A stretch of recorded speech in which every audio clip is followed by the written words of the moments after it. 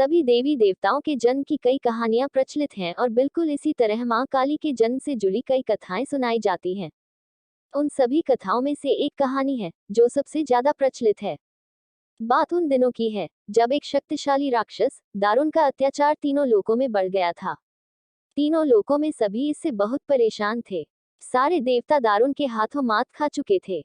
दारुण को वरदान मिला था कि उसकी मृत्यु एक स्त्री के हाथों ही हो सकती है।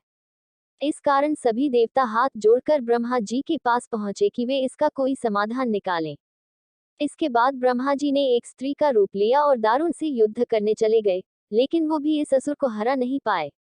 अंत में सभी देवता ब्रह्मा जी के साथ भगवान शिव के पास गए और उनसे प्रार्थना की कि वे कुछ करें। सभी की प्रार्थना सुनने के बाद शिव जी ने मुस्कुराते हुए माता पार्वती की तरफ देखा।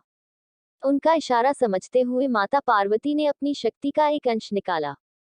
वो एक चमकता हुआ तेज था जो देखते ही देखते भगवान शिव के नीलकंठ से होते हुए उनके शरीर में प्रवेश कर गया। इसके बाद भगवान शिव ने अपनी तीसरी आंख खोली और तीनों लोग थर-थर कांपने लगे। भगवान शिव की तीसरी आंख खुलने के बाद वह शक्ति उनकी उस आंख से बाहर निकली, जिसे देखकर वहां खड़े सारे देवता घबरा गए। उस शक्ति ने एक विशाल और रौद्र स्त्री रूप ले लिया था। उनका रंग रात सा काला गहरा और जुबान खून जैसी लाल थी। चेहरे पर आग सा तेज था और माथे पर तीसरी आंख थी। इस तरह राक्षसों को खत्म करने के लिए हुआ मां काली का जन्म।